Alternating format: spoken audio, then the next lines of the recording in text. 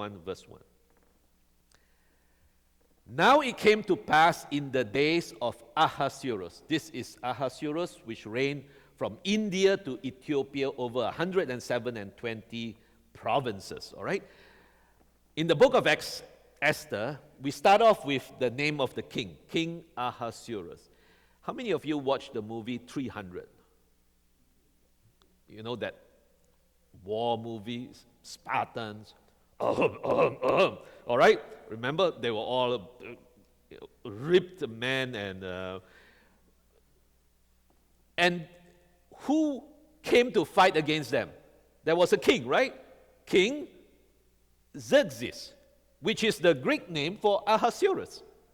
All right? So that was the battle which is right here explained in Esther chapter 1.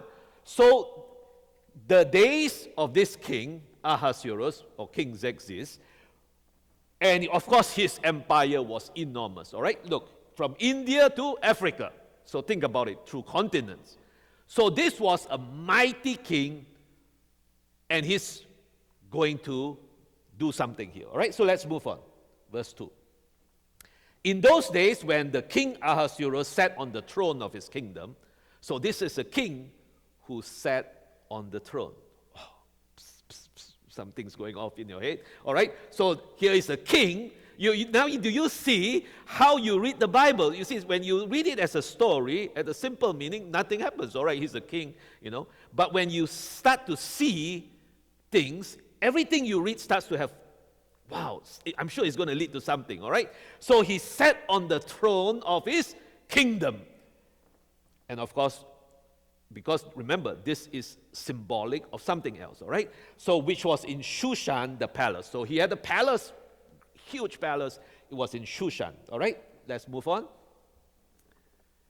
In the 3rd year of his reign, he made a feast. So, he has prepared a feast to all his princes and his servants, the power of Persia and Media, the nobles, princes of the provinces being before him, all right? So, now at the simple level, he has planned a feast. So he's invited all of his empire, everyone, all the prince, all the noblemen. He says, come on in, come on in.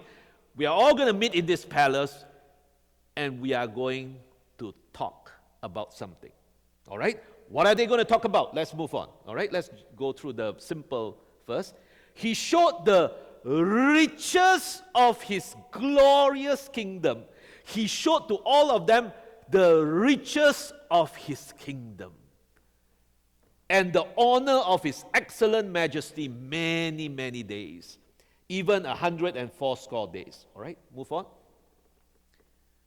And when these days were expired, the king made a feast unto all the people that were present in Shushan the palace, both unto great and small, 7 days in the court of the garden of the king's palace. All right?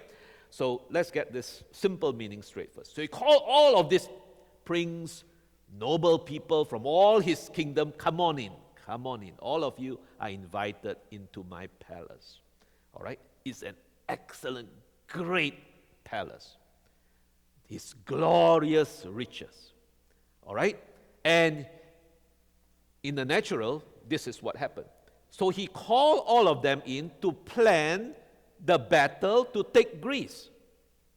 All right, remember, his kingdom was from India to Ethiopia. Now there's this little place called Greece. So he's planning battle strategy to take Greece. Okay? And after they talk about this strategy for a couple of months, now there is a 7-day feast. All right? So all of you, we're going to eat, drink. We are going to be together with the king. There is a feast for all of you. All right? Now let's move on.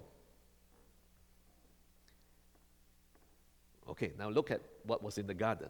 Where were white, green, and blue hangings fastened with cords of fine linen and purple, linen, purple, 2 silver rings and pillars of marble. The beds were of gold and silver. upon a pavement of red, blue, white, black marble. All right? So he's describing a little bit about what was in the garden of the king. All right? But if you look at all of these colors, there are colors: blue, linen. Linen was always for the priest. Blue, royalty. Gold, divinity. All right? So all of these colors represent to you how great this king is. All right? Of course, we know we have a better king, a higher king, sitting on his throne. All right? And his riches, his power, and his glory is far more than what is represented here. But you can see how he's setting up the whole thing. All right? So, this is the description of the garden where he's holding the feast. All right? Let's move on.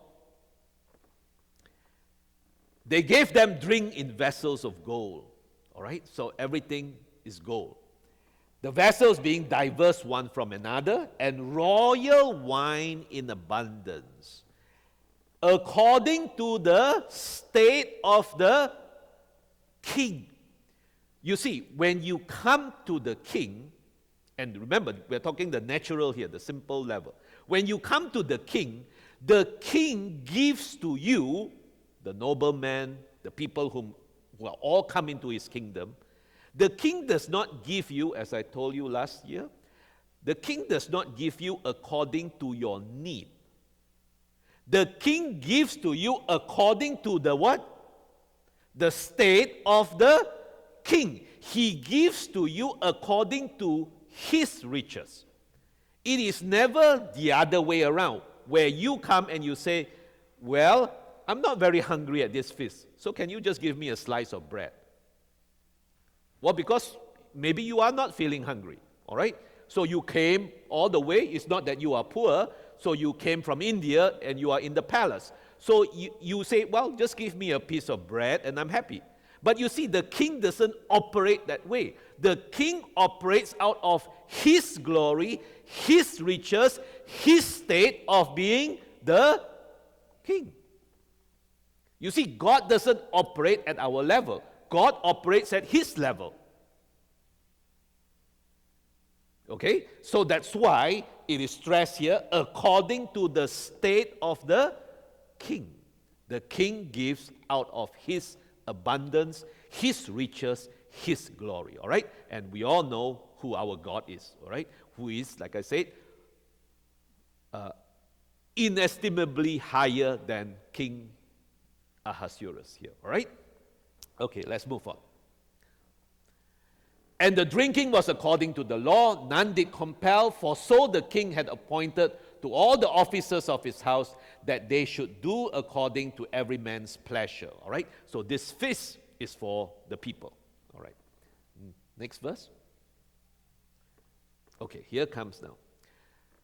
You see, the king has a queen. Also, what's the name of the queen? Vashti. Okay? Vashti, the queen, made a feast for the woman in the royal house which belonged to King Ahasuerus. All right? So now we are introduced to the queen. Let's move on. On the seventh day, when the heart of the king was merry with wine, he commanded, okay, Mehuman, Bista, Habona, Bigta, Abagta, Zita, and Caracas, the 7 chamberlains that served in the presence of King Ahasuerus the king. Next verse. Okay, here we go. To bring Vashti the queen before the king with the crown royal. Right? So, look at this story. It's just a story about a very rich king, and the king has a queen called Vashti.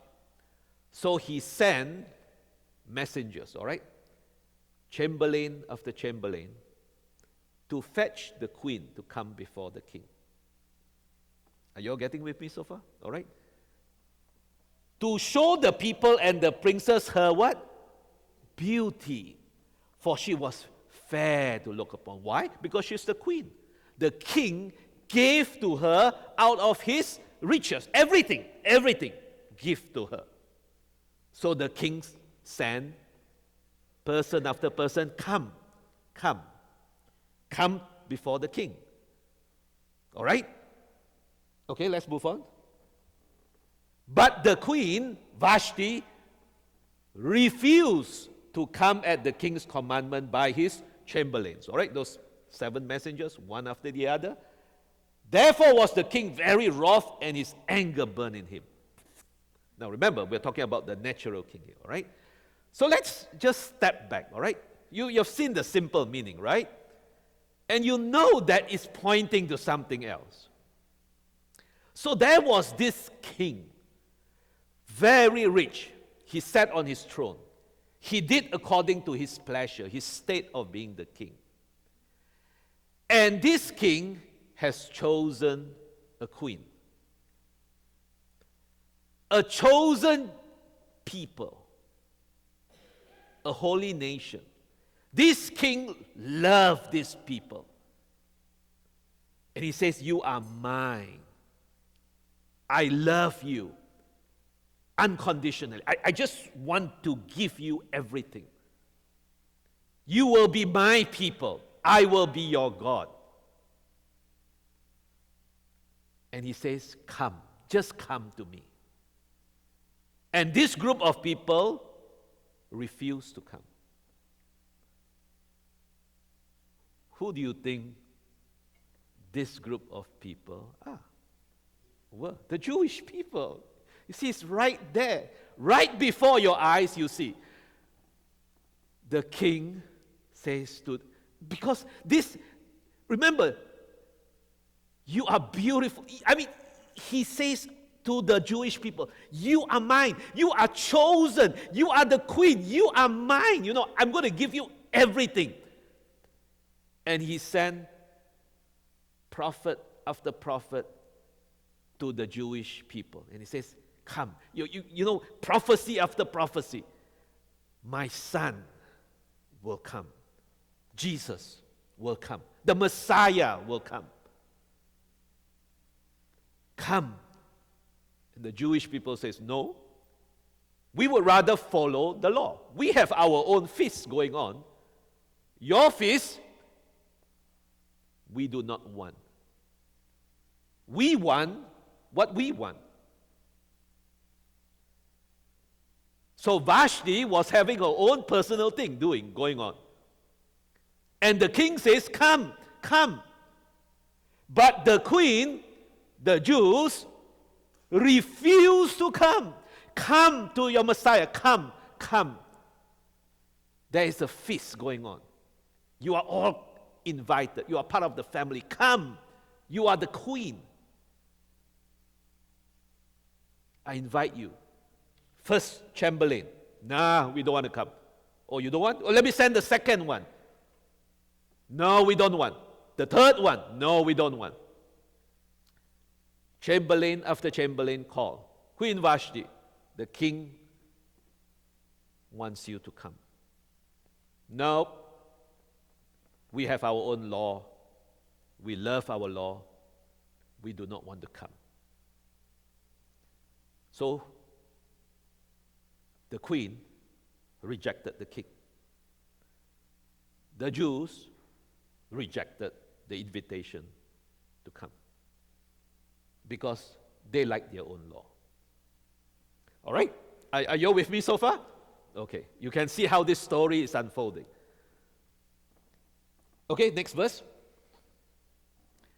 Then the king said to the wise men, which knew the times, for so was the king's manner towards all that knew law and judgment. Okay, so now the king is talking to his people. Move on.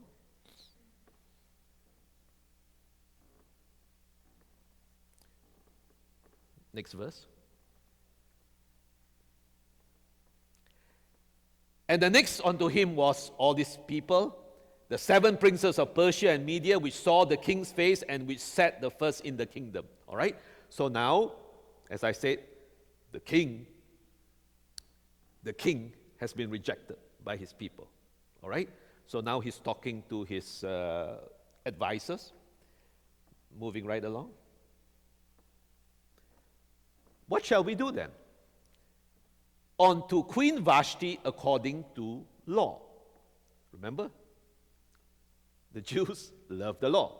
And somewhere, that thing went right inside the scripture.